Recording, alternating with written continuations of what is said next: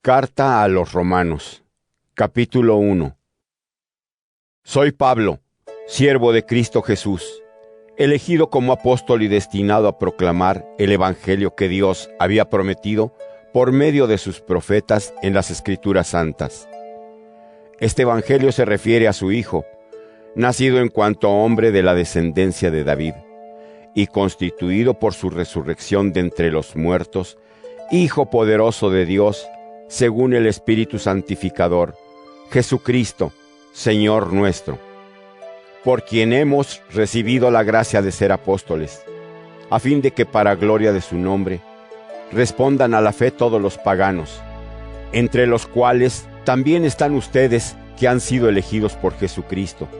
A todos los que están en Roma y han sido elegidos amorosamente por Dios para constituir su pueblo, gracia y paz de parte de Dios nuestro Padre y de Jesucristo el Señor. Ante todo, doy gracias a mi Dios por ustedes mediante Jesucristo, porque en todo el mundo es reconocida la fe de ustedes.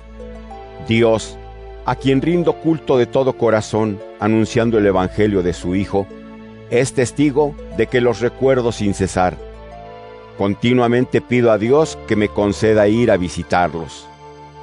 Deseo ardientemente verlos, para comunicarles algún don espiritual que los fortalezca, o más bien para confortarnos mutuamente en la fe común, la de ustedes y la mía. Deben saber, hermanos, que he intentado muchas veces ir a visitarlos, pero hasta el presente me lo han impedido. Pretendía recoger algún fruto también entre ustedes, lo mismo que en los demás pueblos. Y es que debo dedicarme por igual a civilizados y a no civilizados, a sabios y a ignorantes. Así que, por lo que a mí toca, estoy listo para anunciarles el evangelio también a ustedes, los que están en Roma. Pues no me avergüenzo del evangelio, que es fuerza de Dios para que se salve todo el que cree, los judíos en primer lugar y también los que no lo son, porque en él se manifiesta la justicia de Dios a través de una fe en continuo crecimiento, como dice la Escritura: el justo en virtud de la fe vivirá. En efecto, la ira de Dios se manifiesta desde el cielo contra todo tipo de impiedad e injusticia de aquellos hombres que obstaculizan injustamente la verdad. Pues lo que se puede conocer de Dios, lo tienen claro ante sus ojos, ya que así les fue manifestado por Dios. Y es que lo invisible de Dios, su eterno poder y su divinidad, se ha hecho visible desde la creación del mundo por medio de las cosas creadas. Así que no tienen excusa. Porque, habiendo conocido a Dios, no lo han glorificado, ni le han dado gracias, sino que han puesto sus pensamientos en cosas sin valor y se ha oscurecido su torpe corazón. Alardeando de sabios, se han hecho necios y han cambiado la gloria del Dios incorruptible por representaciones de hombres corruptibles, e incluso de aves, de cuadrúpedos y de reptiles. Por eso Dios los ha entregado, siguiendo el impulso de sus apetitos, a una impureza tal que degrada sus propios cuerpos. Es la consecuencia de haber cambiado la verdad de Dios por la mentira, y de haber adorado y dado culto a la criatura, en lugar de dárselo al Creador, que es bendito por siempre. Amén. Así pues, Dios los ha entregado a pasiones vergonzosas, porque incluso sus mujeres han cambiado las relaciones naturales del sexo por usos antinaturales. E igualmente los hombres, dejando la relación natural con la mujer, se han encendido en deseos de unos por otros. Hombres con hombres cometen acciones vergonzosas y reciben en su propio cuerpo el pago merecido por su extravío. Y por haber rechazado el verdadero conocimiento de Dios, Dios los ha dejado a merced de su mente depravada, que los impulsa a hacer lo que no deben. Están llenos de todo tipo de injusticia, malicia, codicia y perversidad. Son envidiosos, homicidas, violentos, mentirosos, malintencionados, chismosos, calumniadores, impíos, insolentes, soberbios, arrogantes, inventores de maldades, rebeldes a sus padres, irreflexivos, desleales, crueles y despiadados. Conocen bien el decreto de Dios, según el cual los que cometen tales acciones son dignos de muerte, pero no contentos con hacerlas, aplauden incluso a los que las cometen. Romanos capítulo 2. Por tanto tú, quien quiera que seas, no tienes excusa cuando juzgas a los demás, pues juzgando a otros tú mismo te condenas, ya que haces lo mismo que condenas. Y sabemos que el juicio de Dios es riguroso contra quienes hacen tales cosas. Y tú que condenas a los que hacen las mismas cosas que tú haces, ¿piensas que escaparás al castigo de Dios? ¿Desprecias acaso la inmensa bondad de Dios, su paciencia y su generosidad, ignorando que es la bondad de Dios la que te invita al arrepentimiento? Por la dureza y la terquedad de tu corazón, estás atesorando ira para el día de la ira, cuando Dios se manifieste como justo juez y dé a cada uno según su merecido. A los que perseverando en la práctica del bien buscan gloria, honor e inmortalidad, les dará vida eterna. Pero los que por egoísmo rechazaron la verdad y se abrazaron a la injusticia, tendrán un castigo implacable. Sufrimiento y angustia para todos cuantos hagan el mal, para los judíos, por supuesto, pero también para los que no lo son, gloria, honor y paz para los que hacen el bien, para los judíos, desde luego, pero también para quienes no lo son, pues en Dios no hay lugar a favoritismos. En efecto, todo el que haya pecado sin estar bajo la ley, también perecerá sin que intervenga la ley. Y todo el que haya pecado estando bajo la ley, será juzgado por esa ley.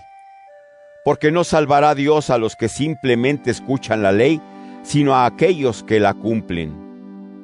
Y es que cuando los paganos que no están bajo la ley, cumplen lo que corresponde a la ley por inclinación natural, aunque no tengan ley, se constituyen en ley para sí mismos. Llevan los preceptos de la ley escritos en su corazón, como lo atestigua su conciencia, y también sus propios razonamientos que los acusarán o defenderán en el día en que Dios juzgue las cosas ocultas de los hombres por medio de Jesucristo y conforme al Evangelio que yo anuncio. ¿Y qué decir de ti? Presumes de ser judío, te apoyas en la ley y te glorías en Dios. Te consideras conocedor de la voluntad de Dios e instruido por la ley, sabes discernir lo que es bueno. Te enorgulleces de ser guía de ciegos, luz de los que están en la oscuridad, educador de ignorantes, maestro de analfabetos, y crees poseer en la ley la clave del conocimiento y de la verdad. Pues bien, tú que enseñas a otros, ¿por qué no te enseñas a ti mismo? Tú que proclamas que no se debe robar, ¿por qué robas? Tú que condenas el adulterio, ¿por qué cometes adulterio? Tú que reniegas de los ídolos, ¿por qué te aprovechas saqueando sus templos? Tú que presumes de la ley, ¿por qué deshonras a Dios al no cumplirla? Pues como dice la Escritura, por culpa de ustedes, el nombre de Dios es injuriado entre los paganos. En cuanto a la circuncisión, sin duda es útil si cumples la ley, pero si no la cumples, es igual estar circuncidado que no estarlo. Por tanto, si uno que no está circuncidado observa los preceptos de la ley, ¿no deberá ser considerado como si lo estuviera? De hecho, el que no está físicamente circuncidado, pero cumple la ley, te juzgará a ti que, a pesar de estar circuncidado y poseer la letra de la ley, no cumples esa ley. Porque ser judío no consiste en lo exterior, ni la verdadera circuncisión es la que se hace visiblemente en el cuerpo. El verdadero judío lo es por dentro, y la auténtica circuncisión es la del corazón, la que es obra del Espíritu y no de la letra, no esa que alaban los hombres, sino la que alaba a Dios. Romanos capítulo 3. Por tanto, ¿es en algo superior el judío? ¿Tiene alguna utilidad el estar circuncidado? Mucha, en todos los sentidos. En primer lugar, porque a ellos les fueron confiadas las promesas de Dios. Que algunos no creyeron, ¿y qué? ¿Acaso su infidelidad va a anular la fidelidad de Dios? De ninguna manera. Dios es siempre veraz, aunque todo hombre sea mentiroso. Ya lo dice la Escritura. Tus palabras mostrarán que eres fiel y triunfarás cuando seas juzgado. Pero si nuestra injusticia sirve para demostrar la justicia de Dios, ¿no deberíamos decir, hablando a lo humano, que Dios es injusto al descargar su ira sobre nosotros? De ninguna manera. De otro modo, ¿cómo podría Dios juzgar al mundo? Y si mi mentira sirve para resaltar y glorificar la verdad de Dios, ¿por qué debo ser considerado como pecador? ¿Habrá que hacer el mal para que venga el bien, como algunos calumniadores dicen que yo enseño? Bien merecida tienen esos tales su condenación. Por tanto, ¿qué? ¿Tenemos o no tenemos ventaja los judíos? No del todo, ya que hemos demostrado que todos, tanto judíos como no judíos, están bajo el pecado, como dice la Escritura. No hay ni siquiera un justo, no hay uno solo que entienda, no hay quien busque a Dios. Todos andan extraviados, todos están pervertidos, no hay ni uno que haga el bien. Sepulcro abierto es su garganta, fuente de engaño su lengua, veneno de serpientes hay en sus labios. Su boca está llena de maldición y de amargura. Rápidos son sus pies para derramar sangre, desolación y miseria en sus caminos. No conocieron el camino de la paz, ni hay temor de Dios ante sus ojos. Ahora bien, sabemos que lo que dice la ley, lo dice para quienes están bajo la ley. Con eso, todo hombre queda en evidencia y el mundo entero debe reconocerse culpable ante Dios, porque nadie será justificado por Dios por el cumplimiento de la ley. El papel de la ley era hacernos conscientes del pecado, pero ahora, con independencia de la ley, se ha manifestado la justicia de Dios, atestiguada por la ley y los profetas. Justicia de Dios que, por medio de la fe en Jesucristo, llegará a todos los que crean. Y no hay distinción, porque todos pecaron y todos están privados de la gloria de Dios. Pero ahora Dios los justifica gratuitamente por su bondad en virtud de la redención de Cristo Jesús, a quien Dios ha hecho, mediante la fe en su muerte, instrumento de perdón. De esta manera, Dios nos ha justificado, pasando por alto los pecados cometidos en el pasado, porque Dios es paciente, pero es ahora, en este momento, cuando manifiesta su justicia, al ser Él mismo justo y justificar a todo el que cree en Jesús. ¿De qué, pues, podemos presumir si todo orgullo ha sido excluido? ¿Y en razón de qué ha sido excluido? ¿Acaso por las obras realizadas? No, sino en razón de la fe. Pues estoy convencido de que el ser humano es justificado por la fe y no por el cumplimiento de la ley. ¿Y Dios lo es solo de los judíos?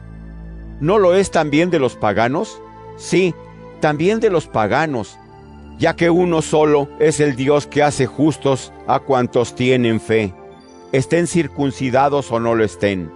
Entonces, ¿estaremos anulando la ley al dar tanto valor a la fe? De ninguna manera. Más bien estamos confirmando el valor de la ley. Romanos capítulo 4. ¿Y qué diremos del caso de Abraham, padre de nuestra raza? Si Abraham hubiera sido justificado por sus obras, tendría razón para presumir, pero no sucedió así ante Dios, pues ya lo dice la Escritura. Creyó Abraham a Dios, y eso le fue tenido en cuenta para ser justificado. Es sabido que al que trabaja no se le cuenta el jornal como un favor, sino como una deuda. Por eso, al que no se apoya en sus obras, es decir, al que ha puesto su fe en un Dios que justifica al impío, esa fe le será tenida en cuenta para ser justificado. Del mismo modo, David llama dichoso a quien Dios considera justo, independientemente de las obras. Dichosos aquellos a quienes Dios ha perdonado sus maldades, aquellos cuyos pecados han sido sepultados. Dichoso el hombre a quien el Señor no le tiene en cuenta su pecado. ¿A quién se aplica esta bienaventuranza? ¿Solo a los que están circuncidados o también a los que no lo están? Hemos dicho que la fe le fue tenida en cuenta a Abraham para ser justificado. Pero, ¿cuándo? ¿Ya circuncidado o antes de estarlo? Sin duda que no después, sino antes. Fue después cuando recibió la circuncisión como una señal, como una garantía de que, ya antes de estar circuncidado, había sido justificado por Dios por medio de la fe. De este modo se ha convertido en padre de todos los creyentes que no están circuncidados, para que también a ellos les sea concedida la salvación. Asimismo se ha convertido en padre de los circuncidados que no se contentan con serlo, sino que siguen los pasos de la fe que, antes de circuncidarse, tenía ya nuestro padre Abraham. Cuando Dios prometió a Abraham y a su descendencia que heredaría el mundo, no vinculó la promesa a la ley, sino a la justicia que procede de la fe. Ahora bien, si los herederos lo fueran en virtud de la ley, entonces la fe resultaría ineficaz y vana la promesa. Toda ley trae consigo su sanción, pero donde no hay ley, tampoco puede haber incumplimiento de la ley. Por eso la herencia depende de la fe. Es puro don, de modo que la promesa se mantenga segura para toda la descendencia de Abraham. Descendencia que no es solo la que procede de la ley, sino también la que procede de la fe de Abraham. Él es el Padre de todos nosotros. Como dice la Escritura: Te he constituido padre de muchos pueblos. Y lo es ante Dios en quien creyó, el Dios que da vida a los muertos y llama a la existencia las cosas que no existen.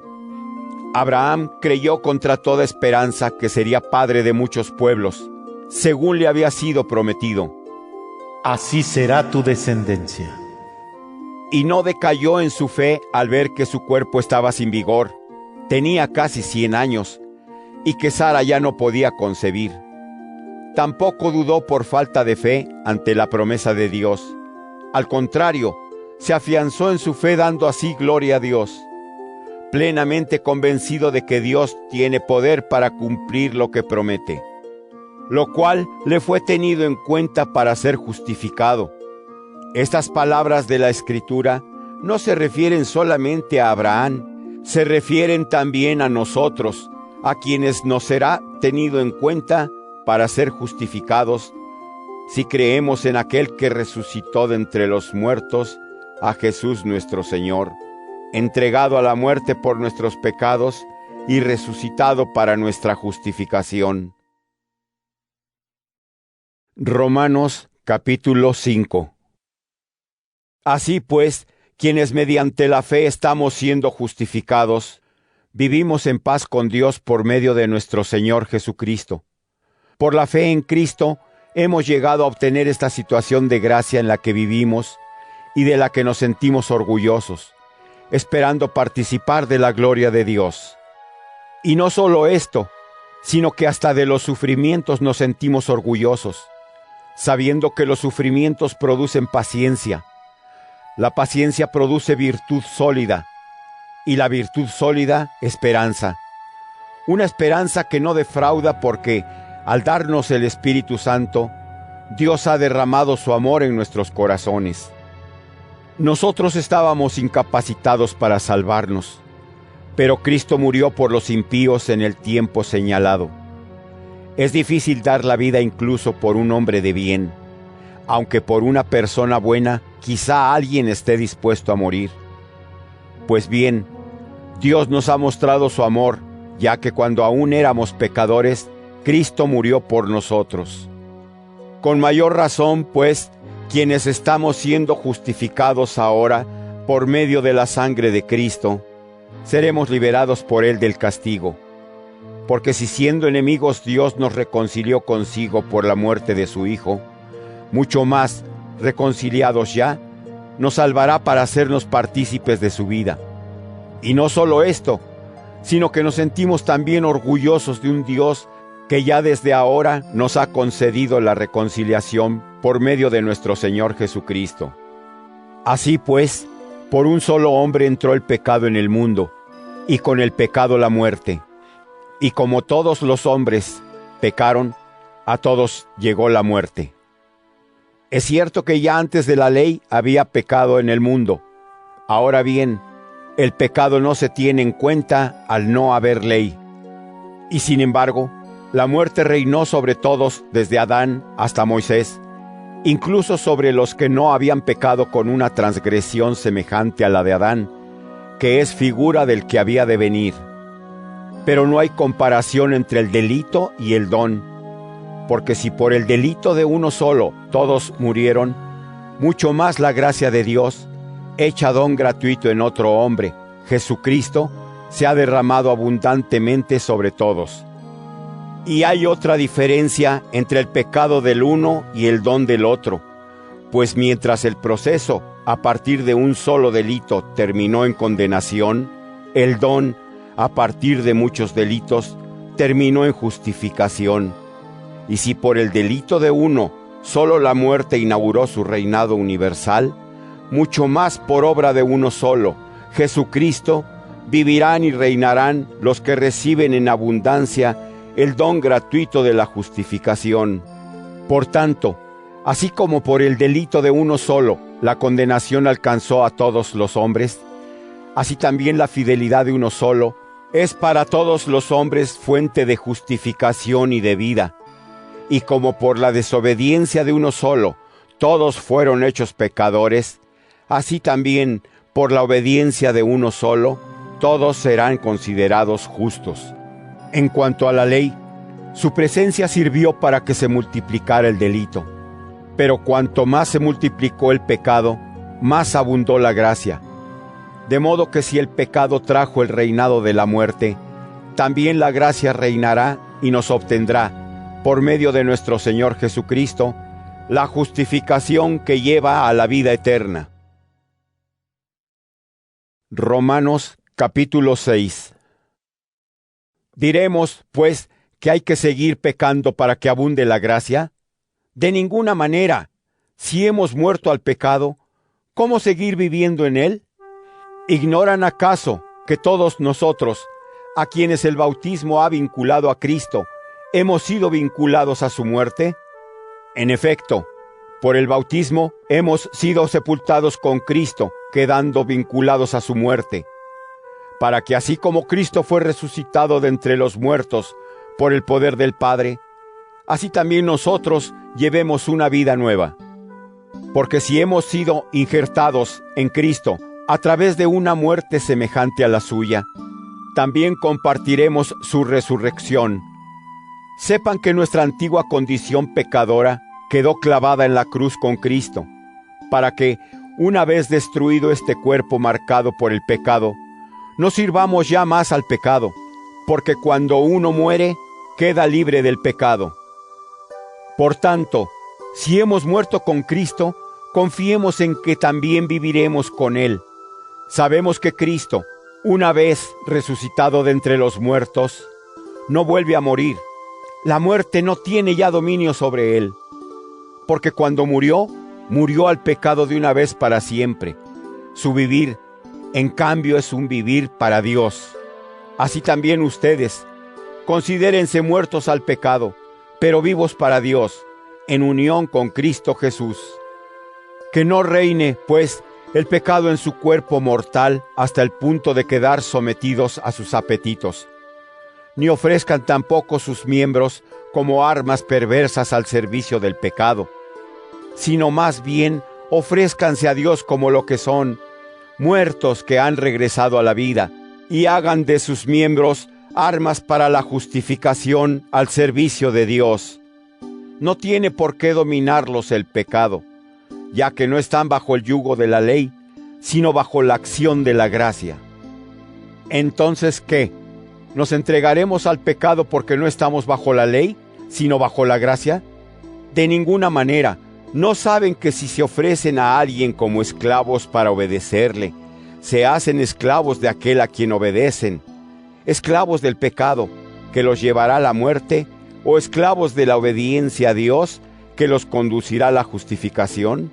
Pero, gracias a Dios, ustedes, que eran antes esclavos del pecado, han obedecido de corazón la doctrina que les ha sido transmitida, y liberados del pecado, se han hecho esclavos de la justicia. Les estoy hablando al modo humano, consciente de su dificultad para comprender. Lo mismo, pues, que antes se entregaron como esclavos a la impureza y a la maldad hasta llegar a la perversión.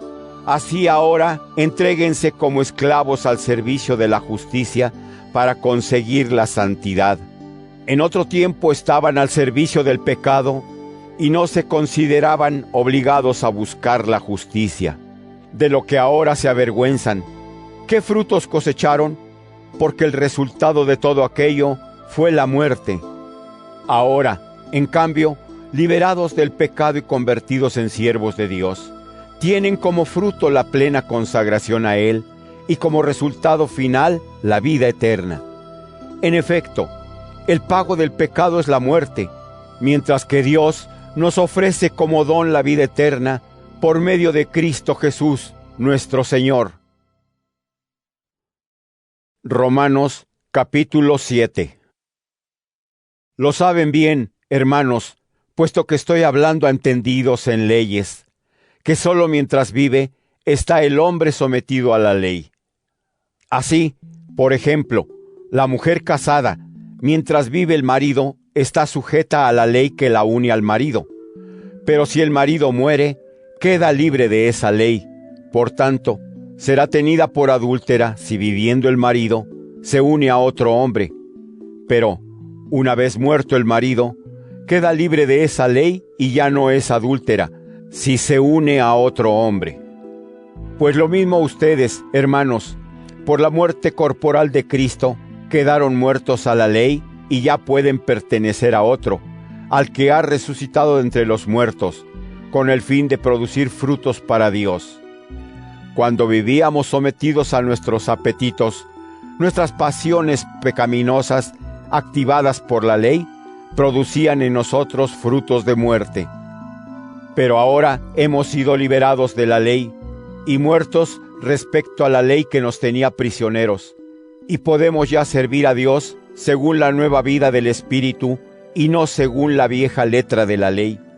¿Qué quiere decir esto? ¿Que la ley es pecado? De ninguna manera. Sin embargo, yo no habría conocido el pecado a no ser por la ley. Por ejemplo, yo no sabía lo que era un mal deseo hasta que dijo la ley: no tengas malos deseos. Y así, con ocasión del precepto, la fuerza del pecado despertó en mí toda clase de malos deseos, mientras que sin la ley no habría actuado la fuerza del pecado. En un tiempo, al no haber ley, todo era vida para mí, pero al venir el precepto, revivió la fuerza del pecado, y yo quedé muerto. Y así me encontré con que un precepto hecho para dar vida, resultó para mí instrumento de muerte. En efecto, con ocasión del precepto, la fuerza del pecado me sedujo y por medio de él me llevó a la muerte. Y el caso es que la ley es santa, y los preceptos son santos, justos y buenos. Entonces, ¿se habrá convertido en causa de muerte para mí algo que de suyo es bueno? De ninguna manera. Lo que pasa es que el pecado, para demostrar su fuerza, se sirvió de una cosa buena para causarme la muerte. De este modo, el pecado, por medio del precepto, ejerce hasta el máximo todo su maléfico poder. Estamos, pues, de acuerdo en que la ley pertenece a la esfera del espíritu, pero yo soy un hombre de apetitos desordenados y vendido al poder del pecado. Y no acabo de comprender mi conducta, pues no hago lo que quiero, sino que hago lo que aborrezco. Pero si hago lo que aborrezco, Estoy reconociendo que la ley es buena y que no soy yo quien lo hace, sino la fuerza del pecado que actúa en mí. Y yo sé bien que no hay cosa buena en mí, en lo que respecta a mis apetitos desordenados. En efecto, el querer el bien está a mi alcance, pero el hacerlo no. Pues no hago el bien que quiero, sino el mal que aborrezco. Y si hago el mal que no quiero, no soy yo quien lo hace, sino la fuerza del pecado que actúa en mí. Así que descubro la existencia de esta ley. Cuando quiero hacer el bien, se me impone el mal. En mi interior me complazco en la ley de Dios, pero experimento en mí otra ley que lucha contra lo que me dicta mi mente y me encadena la ley del pecado que está en mí. Infeliz de mí, ¿quién me librará de este cuerpo que me lleva a la muerte? Tendré que agradecérselo a Dios por medio de Jesucristo nuestro Señor. Resumiendo, soy yo mismo quien con la mente sirvo a la ley de Dios y con mis desordenados apetitos vivo esclavo de la ley del pecado. Romanos capítulo 8. Ya no pesa, por tanto, condenación alguna sobre los que viven en Cristo Jesús, porque la ley del Espíritu vivificador me ha liberado, por medio de Cristo Jesús, de la ley del pecado y de la muerte. Pues lo que era imposible para la ley, a causa de la debilidad humana, lo realizó Dios enviando a su propio Hijo con una naturaleza semejante a la del pecado. Aún más, lo hizo víctima por el pecado y condenó el pecado a través de una naturaleza mortal, para que así, los que vivimos, no según nuestros desordenados apetitos, sino según el Espíritu, cumplamos los preceptos de la ley en plenitud. Porque los que viven según sus apetitos, a ellos subordinan sus criterios. Pero los que viven según el Espíritu, tienen criterios propios del Espíritu. Ahora bien, guiarse por los criterios de los propios apetitos lleva a la muerte. Guiarse por los del Espíritu conduce a la vida y a la paz. Y es que los criterios que nacen de nuestros desordenados apetitos están enfrentados a Dios, puesto que ni se someten a su ley ni pueden someterse. Así pues, los que viven entregados a sus apetitos no pueden agradar a Dios. Pero ustedes no viven entregados a tales apetitos, sino que viven según el Espíritu, ya que el Espíritu de Dios habita en ustedes. Y si alguno no tiene el Espíritu de Cristo, es que no pertenece a Cristo. Ahora bien, si Cristo está en ustedes, aunque el cuerpo esté muerto a causa del pecado, el Espíritu vive por la justicia. Y si el Espíritu de Dios, que resucitó a Jesús de entre los muertos, habita en ustedes, el mismo que resucitó a Jesús de entre los muertos, hará revivir sus cuerpos mortales por medio de ese Espíritu suyo que habita en ustedes. Por tanto, hermanos, estamos en deuda, pero no con nuestros apetitos para vivir según ellos. Porque si viven según esos apetitos, ciertamente morirán. En cambio, si mediante el Espíritu dan muerte a las obras del cuerpo, vivirán. Los que se dejan guiar por el Espíritu de Dios, esos son hijos de Dios. Pues bien, ustedes no han recibido un espíritu que los haga esclavos para caer de nuevo en el temor, sino que han recibido un espíritu que los hace hijos adoptivos y nos permite clamar, Abba, es decir, Padre. Ese mismo espíritu se une al nuestro para juntos dar testimonio de que somos hijos de Dios.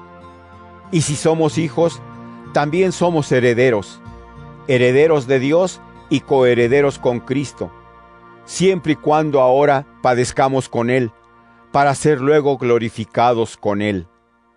Entiendo, por lo demás, que los sufrimientos del tiempo presente no pueden compararse con la gloria que un día se nos manifestará.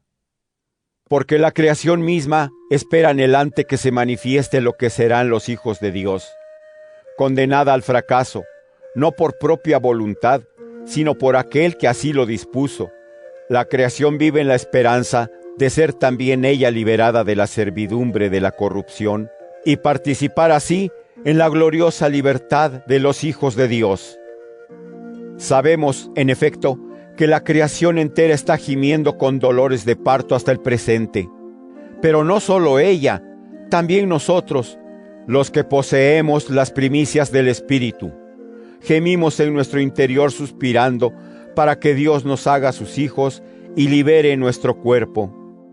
Porque ya estamos salvados, aunque solo en esperanza. Y es claro que la esperanza que se ve no es propiamente esperanza, pues ¿quién espera lo que tiene ante los ojos? Pero si esperamos lo que no vemos, estamos aguardando con perseverancia. Asimismo, el Espíritu viene en ayuda de nuestra debilidad, pues nosotros no sabemos orar como es debido, y es el mismo Espíritu el que intercede por nosotros con gemidos que no se pueden expresar. Por su parte, Dios, que examina los corazones, conoce el pensar de ese Espíritu, que intercede por los creyentes según la voluntad de Dios. Sabemos, además, que todo contribuye al bien de los que aman a Dios, de los que Él ha llamado según sus planes.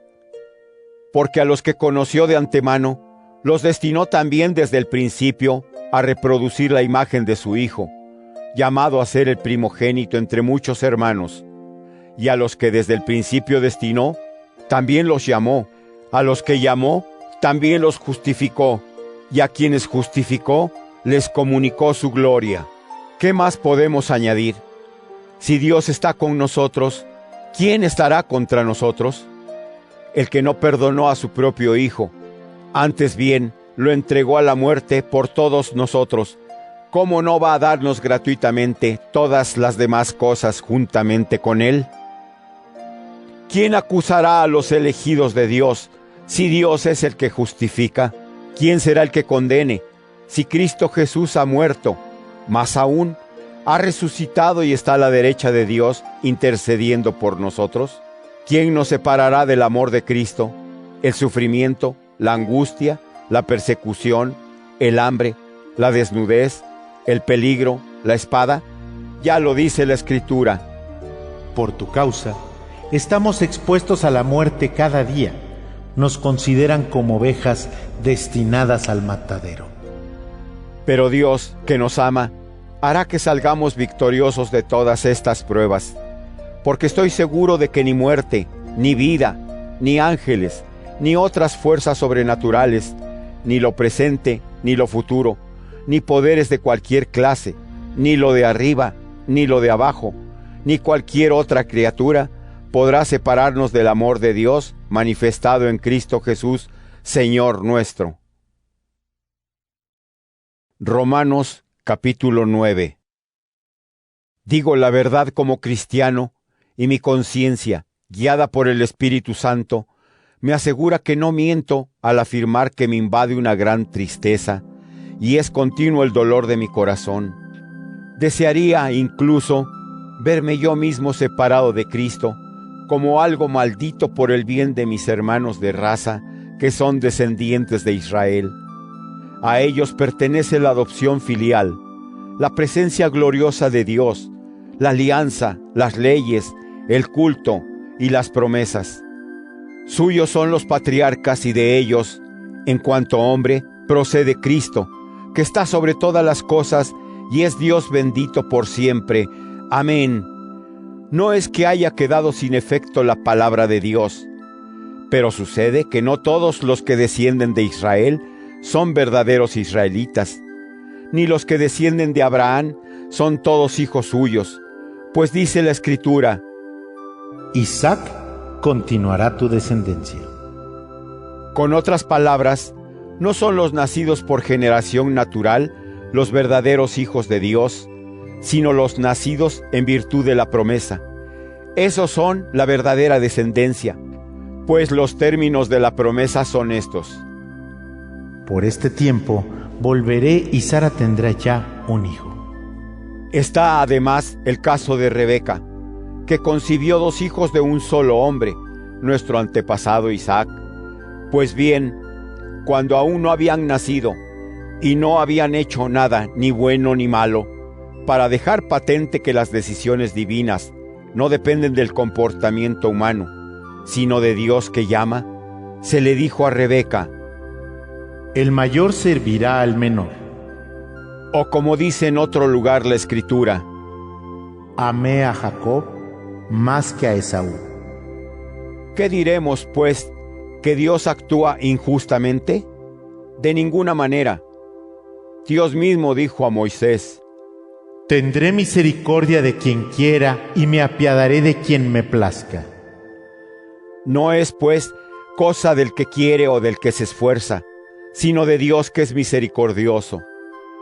En este sentido dice la Escritura, dirigiéndose al faraón: te he constituido rey para mostrar en ti mi poder y para hacer famoso mi nombre en toda la tierra. Así pues, Dios muestra su misericordia a quien quiere y deja endurecerse a quien le place. Me dirás, entonces, ¿por qué reprende si nadie puede resistir a su voluntad? Pero, ¿quién eres tú, pobre hombre, para exigir cuentas a Dios? ¿Es que una vasija de barro puede decir al que la ha modelado: ¿por qué me hiciste así? ¿O es que el alfarero no puede hacer del mismo barro tanto una vasija de lujo como una corriente? Así es Dios, cuando quiere manifiesta su ira y da a conocer su poder, pero puede soportar con gran paciencia a los que se han hecho objeto de ira y se han puesto en camino de perdición. De esta manera manifiesta las riquezas de su gloria en los que hizo objeto de su amor y de antemano preparó para esa gloria. Entre ellos estamos nosotros, a quienes ha llamado no solo de entre los judíos, sino también de entre los paganos. Así lo dice el libro de Oseas: al que no es mi pueblo lo llamaré pueblo mío, y amada mía a la que no es mi amada. Y en el mismo lugar en que se les dijo: no son mi pueblo, allí serán llamados de nuevo hijos del Dios vivo. Isaías, por su parte, refiriéndose a Israel, dice: aunque fueran los israelitas tan numerosos como la arena del mar, solo un resto se salvará, pues el Señor va a cumplir en la tierra totalmente y sin tardanza su palabra. Y como predijo también Isaías: si el Señor Todopoderoso no nos hubiera dejado un germen, habríamos sido como Sodoma, nos habríamos parecido a Gomorra. ¿Qué concluir de esto? Pues que los paganos, que no se esforzaban en buscar la salvación, recibieron esa salvación a la que se llega por medio de la fe. Israel, en cambio, esforzándose por cumplir una ley que debía llevar a la salvación, ni siquiera cumplió la ley. ¿Saben por qué? Porque al prescindir de la fe y apoyarse en sus obras, tropezaron en aquella piedra puesta como prueba, según dice la Escritura: miren que pongo en Sión una piedra en la que pueden tropezar, y un peñasco que los puede hacer caer. Pero el que ponga en ella su confianza no quedará defraudado. Romanos capítulo 10. Hermanos, deseo de todo corazón, y así se lo pido a Dios, que los israelitas consigan la salvación, porque doy fe de que buscan ardientemente a Dios, aunque a ciegas. No reconocen, en efecto, la fuerza salvadora de Dios y quieren hacer valer la suya propia, sin someterse a esa fuerza salvadora. No se dan cuenta de que la ley tiene su cumplimiento en Cristo, por el que Dios concede la salvación a todo el que cree. Escribiendo sobre el poder salvador de la ley, dice Moisés que quien la cumpla tendrá vida por ella. Pero la fuerza salvadora que nos llega por medio de la fe se expresa así: no te hagas esta pregunta: ¿quién subirá al cielo? Se sobreentiende que para conseguir que Cristo baje. O esta otra: ¿quién bajará al abismo? Se sobreentiende que para hacer surgir a Cristo de entre los muertos. En definitiva, ¿qué dice la Escritura? Que la palabra está cerca de ti, en tu boca y en tu corazón. Pues bien, esta es la palabra de fe que nosotros anunciamos. Porque si proclamas con tu boca que Jesús es el Señor y crees con tu corazón que Dios lo ha resucitado de entre los muertos, te salvarás. En efecto, cuando se cree con el corazón, actúa la fuerza salvadora de Dios. Y cuando se proclama con la boca, se obtiene la salvación. Pues dice la Escritura: quien quiera que ponga en él su confianza, no quedará defraudado. Y no hay distinción entre judío y no judío, pues uno mismo es el Señor de todos, rico para todos los que lo invocan. En una palabra, todo el que invoque el nombre del Señor se salvará. Ahora bien, ¿cómo van a invocar a aquel en quien no creen? ¿Y cómo van a creer en él si no les ha sido anunciado? ¿Y cómo va a ser anunciado si nadie es enviado? Por eso dice la Escritura: qué hermosos son los pies de los que anuncian buenas noticias. Pero no todos han aceptado la buena nueva. Isaías lo dice: Señor, ¿quién ha dado crédito a nuestro mensaje? En definitiva, la fe surge de la proclamación, y la proclamación se verifica mediante la palabra de Cristo. Pero pregunto, ¿es que no han oído? Todo lo contrario. A toda la tierra ha llegado la voz de los mensajeros, y hasta los extremos del mundo sus palabras. Sin embargo, pregunto de nuevo, ¿será que Israel no ha entendido el mensaje? Oigamos, en primer lugar, lo que dice Moisés: les daré celos con un pueblo que no es mío, provocaré su enojo, valiéndome de una nación sin sabiduría. Isaías, por su parte, se atreve a decir: me han encontrado los que no me buscaban, me he manifestado a los que no preguntaban por mí. Y a Israel le dice: durante todo el día he tenido extendidas mis manos hacia un pueblo incrédulo y rebelde. Romanos capítulo 11. Y yo pregunto, ¿es que Dios ha rechazado a su pueblo? De ninguna manera, porque también yo soy israelita, descendiente de Abraham y de la tribu de Benjamín. Dios no ha rechazado al pueblo que había elegido. Recuerden lo que dice la Escritura a propósito de Elías, cuando invocó a Dios contra Israel: Señor, han matado a tus profetas y han derribado tus altares. Solo he quedado yo, y ahora me buscan para matarme. Pero escuchen lo que le responde la palabra divina: me he reservado 7,000 hombres que no han doblado su rodilla ante Baal. Pues así también en el tiempo presente ha quedado un resto gratuitamente elegido. Y si es por gracia, ya no se debe a las obras, pues de lo contrario, la gracia no sería gracia. ¿Qué significa esto? Pues que no todo Israel ha conseguido lo que buscaba. Lo han conseguido los elegidos, mientras que los demás se han endurecido, según dice la Escritura: Dios les dio un espíritu insensible, ojos para no ver y oídos para no oír, hasta el día de hoy. Y dice también David: que su prosperidad se les convierte en trampa y en lazo, en ocasión de ruina y de castigo, que sus ojos se oscurezcan para no ver y su espalda permanezca continuamente doblada. Y pregunto aún, ¿habrán tropezado los israelitas de manera que caigan definitivamente? De ninguna manera. Por el contrario, con su caída ha llegado la salvación a los paganos, provocando así los celos de Israel. Y si su caída y su fracaso se han convertido en riqueza para el mundo y para los paganos, ¿qué no sucederá cuando lleguen a la plenitud? Me dirijo ahora a ustedes, los paganos, precisamente porque soy apóstol de los paganos. Trataré de honrar este ministerio mío, a ver si provoco celos en los de mi raza y logro salvar a algunos de ellos. Porque si su fracaso ha servido para reconciliar al mundo, ¿no será su readmisión como un volver de los muertos a la vida? Y es que si el primer pan está consagrado a Dios, lo está toda la masa. Si está consagrada la raíz, lo están también las ramas. Cierto que algunas ramas han sido arrancadas y que tú, olivo silvestre, has sido injertado entre las restantes y compartes con ellas la raíz y la savia del olivo. Pero no te creas mejor que aquellas ramas, y por si te crees mejor, recuerda que no eres tú quien sostiene la raíz, sino la raíz la que te sostiene a ti.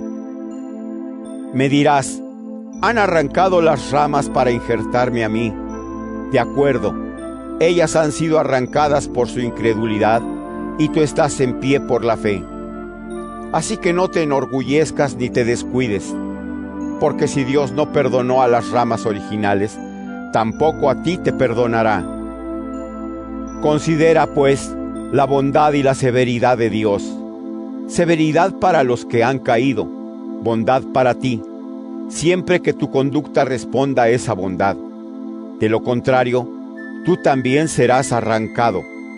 En cuanto a ellos, los israelitas, si no persisten en la incredulidad, volverán a ser injertados, y Dios puede muy bien injertarlos de nuevo. Porque si tú has sido cortado de un olivo silvestre, al que por naturaleza pertenecías, y has sido injertado contra tu naturaleza en el olivo fértil, con cuánta mayor facilidad podrán ser injertadas las ramas originales en el propio olivo. No quiero, hermanos, que ignoren este misterio para que no anden presumiendo por ahí. El endurecimiento de una parte de Israel no es definitivo. Durará hasta que se convierta el conjunto de los paganos.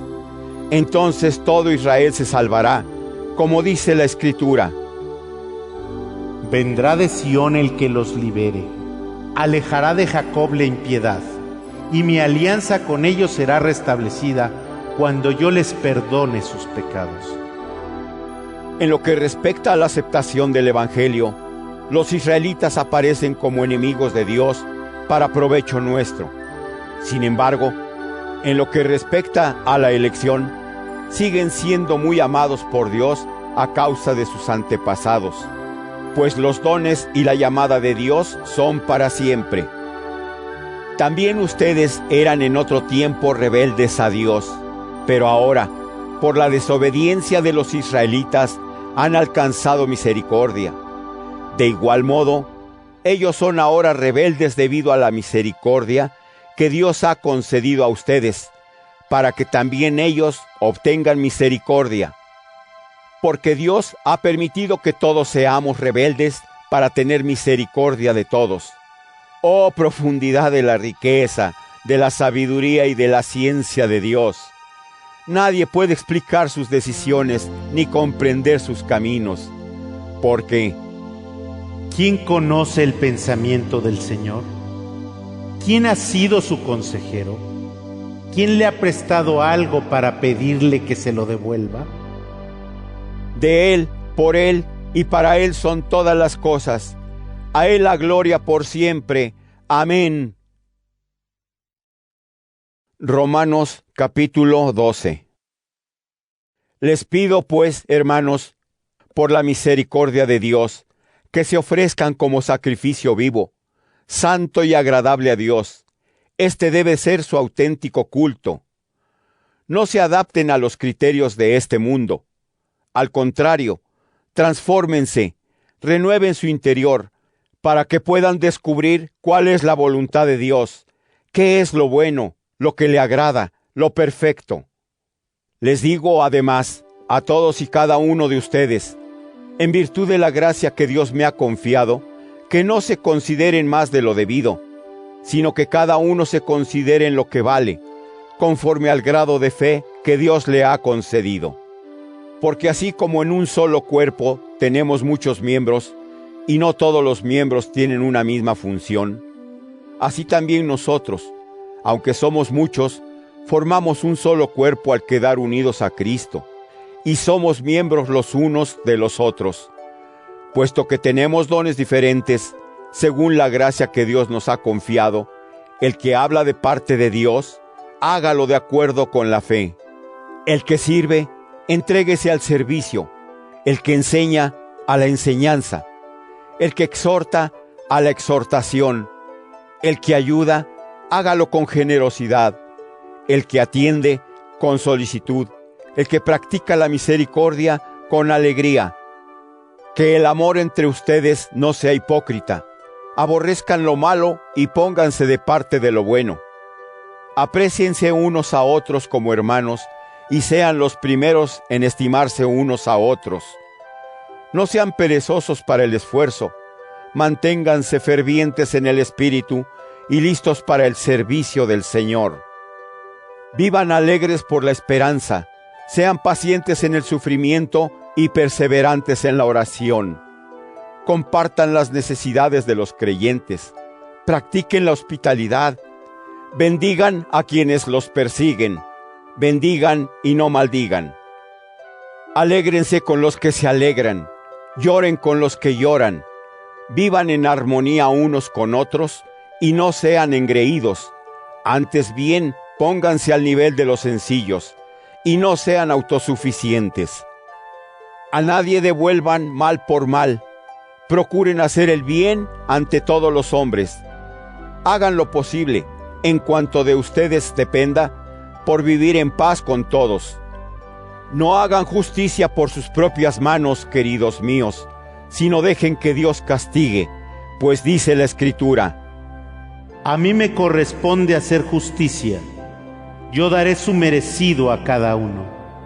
Esto es lo que dice el Señor. Por tanto, si tu enemigo tiene hambre, dale de comer. Si tiene sed, dale de beber. Actuando así, harás que enrojezca de vergüenza. no te dejes vencer por el mal. Por el contrario, vence al mal a fuerza de bien. Romanos capítulo 13. Todos deben someterse a las autoridades constituidas. No hay autoridad que no venga de Dios, y las que hay, por Él han sido establecidas. Por tanto, quien se opone a la autoridad, se opone al orden establecido por Dios, y los que se oponen recibirán su merecido. Los gobernantes, en efecto, no están para infundir temor al que se porta bien, sino al que hace el mal. ¿Quieres no tener miedo a la autoridad? Haz el bien y tendrás su aprobación, pues la autoridad es un instrumento de Dios para ayudarte a hacer el bien. Pero si te portas mal, teme, pues por algo lleva la espada y está al servicio de Dios para impartir justicia y castigar al que hace el mal. Y es necesario que se sometan, no solo por temor al castigo, sino por convicción personal. Por eso ustedes deben pagar impuestos, porque quienes los cobran son como representantes de Dios ocupados en ese oficio. Den pues a cada cual lo que le corresponda: al que tributo, tributo; al que impuesto, impuesto; al que respeto, respeto; y al que honor, honor. Con nadie tengan deudas, a no ser la del amor mutuo, pues el que ama al prójimo ha cumplido la ley. En efecto, los mandamientos: no cometerás adulterio, no matarás, no robarás, no codiciarás, y cualquier otro que pueda existir, se resumen en este: amarás a tu prójimo como a ti mismo. El que ama no hace mal al prójimo. En resumen, el amor es la plenitud de la ley. Conociendo, además, el tiempo que nos ha tocado vivir, ya es hora que despierten del sueño, pues nuestra salvación está ahora más cerca de nosotros que cuando empezamos a creer. La noche está muy avanzada y el día se acerca. Despojémonos, pues, de las obras de las tinieblas y revistámonos de las armas de la luz. Portémonos con dignidad, como quien vive en pleno día. Nada de comilonas y borracheras, nada de lujuria y libertinaje, nada de envidias y rivalidades. Por el contrario, revístanse de Jesucristo, el Señor, y no fomenten sus desordenados apetitos. Romanos capítulo 14. Acepten al que todavía está poco formado en la fe, sin entrar en discusiones sobre modos de pensar. Hay algunos que piensan que se puede comer de todo, mientras que el poco formado en la fe solo come vegetales. El que come de todo, que no menosprecie al que no come algunos alimentos. Y el que no come ciertas cosas, que no critique al que come de todo, ya que también éste ha sido aceptado por Dios. ¿Quién eres tú para juzgar a un criado que no es tuyo? Si está de pie o si se cae, es cosa que solo le importa a su amo, pero se mantendrá de pie porque el Señor tiene poder para sostenerlo. Hay algunos que dan especial importancia a ciertos días, y hay otros que los consideran todos iguales, que cada cual actúe según su propia conciencia. El que piensa que hay que celebrar ciertos días, lo hace por el Señor. El que come de todo, lo hace también por el Señor, y de hecho da gracias al Señor por ello. Y el que no come algunos alimentos, se abstiene de comerlos en consideración al Señor, y también da gracias a Dios. Ninguno de nosotros vive para sí mismo, ni muere para sí mismo. Si vivimos, vivimos para el Señor, y si morimos, morimos para el Señor. Así pues, tanto si vivimos como si morimos, somos del Señor. Para eso murió y resucitó Cristo, para ser Señor de vivos y muertos. Entonces, ¿cómo te atreves a juzgar a tu hermano? ¿Cómo te atreves a despreciarlo si todos hemos de comparecer ante el tribunal de Dios? Porque dice la Escritura: Por mi vida, dice el Señor, que ante mí se doblará toda rodilla y todos darán gloria a Dios. Así pues, cada uno de nosotros dará cuentas a Dios de sí mismo.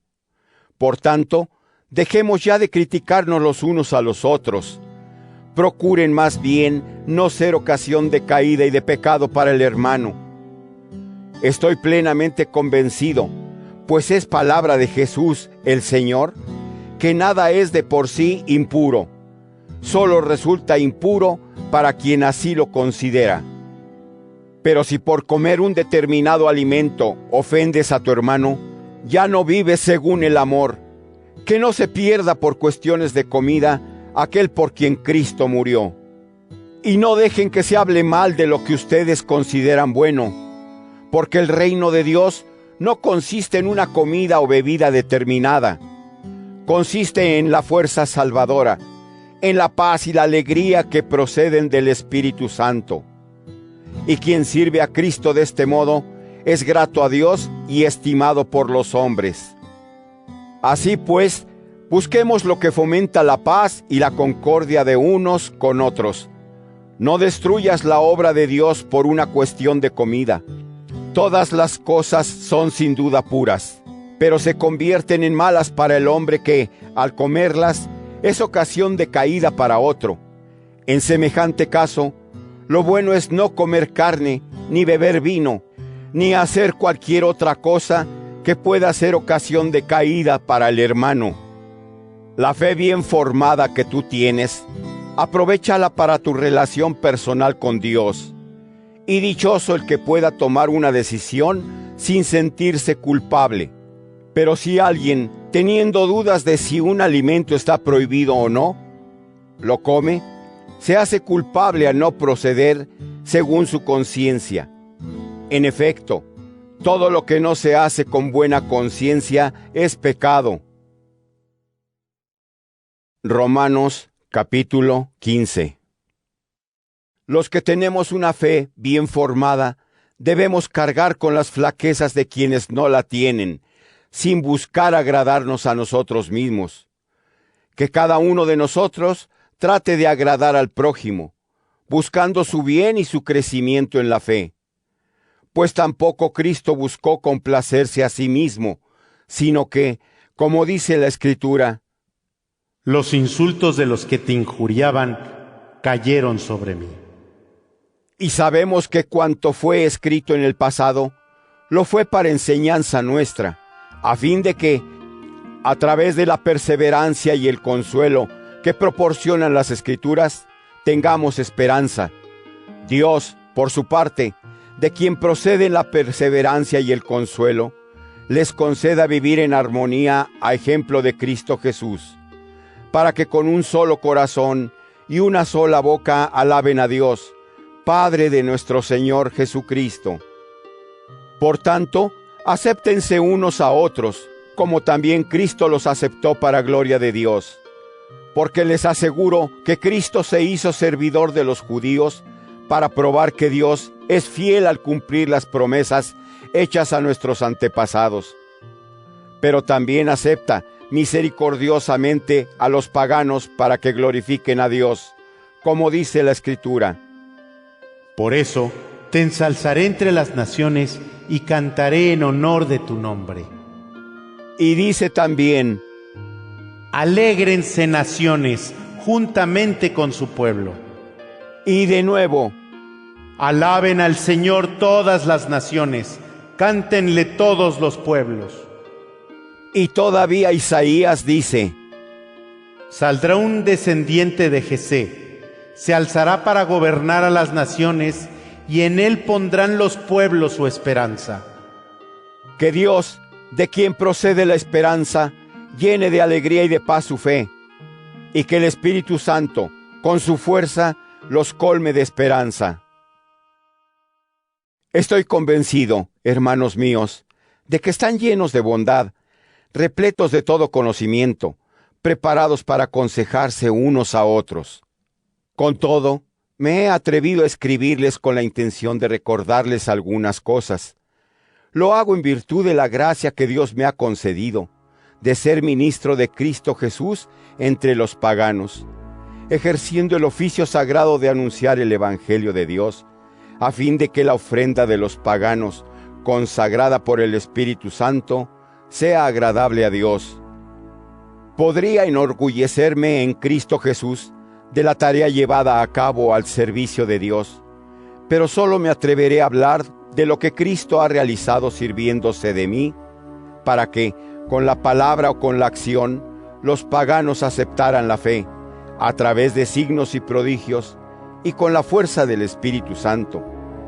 Así que desde Jerusalén y en todas direcciones, hasta llegar a Iliria, he dado a conocer el Evangelio de Cristo.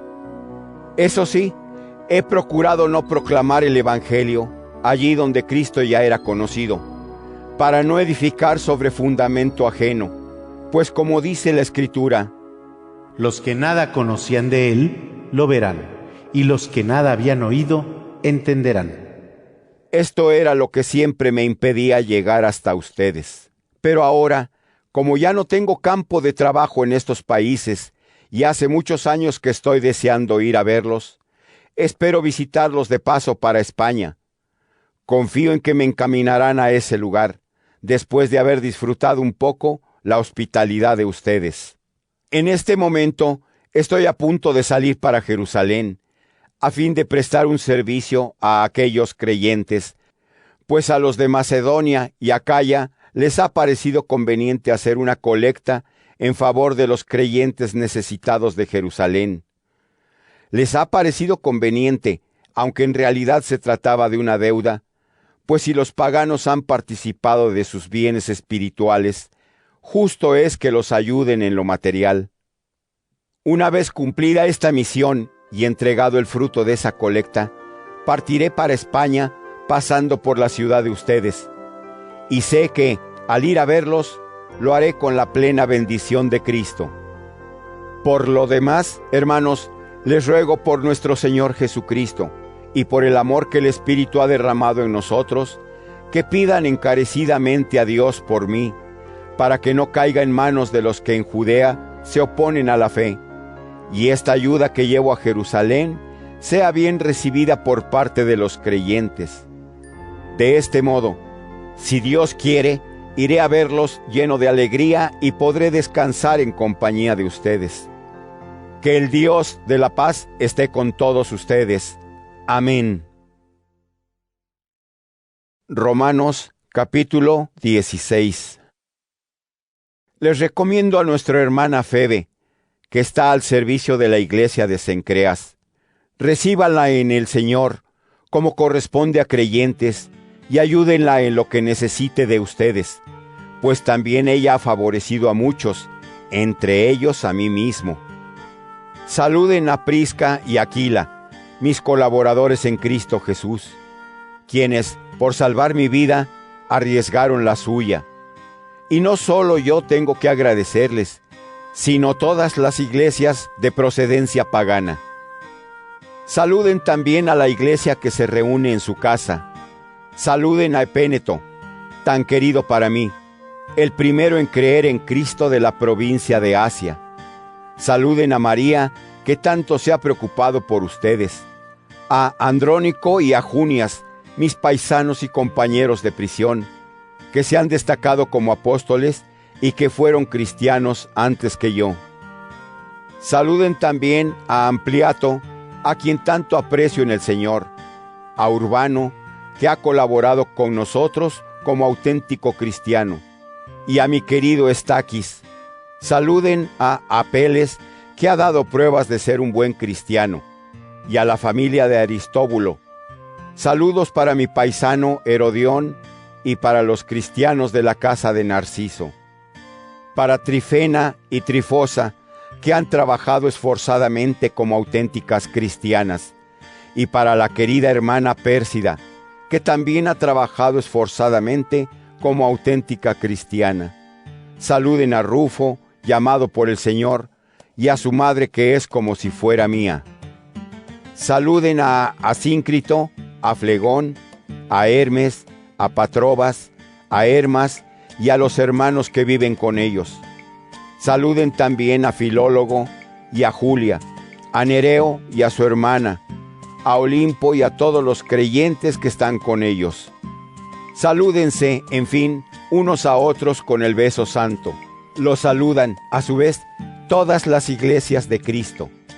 Les recomiendo, hermanos, que vigilen a los que promueven divisiones y ponen en peligro la enseñanza que han recibido. Apártense de ellos, pues esa gente no sirve a Cristo nuestro Señor, sino a su vientre, y con palabras seductoras y aduladoras conquistan los corazones de los sencillos. Todos conocen cómo ustedes han aceptado la fe, y me alegro, pero quiero que sean ingeniosos para hacer el bien y no se manchen haciendo el mal. El Dios de la paz pronto pondrá a Satanás bajo sus pies. La gracia de nuestro Señor Jesucristo esté con ustedes.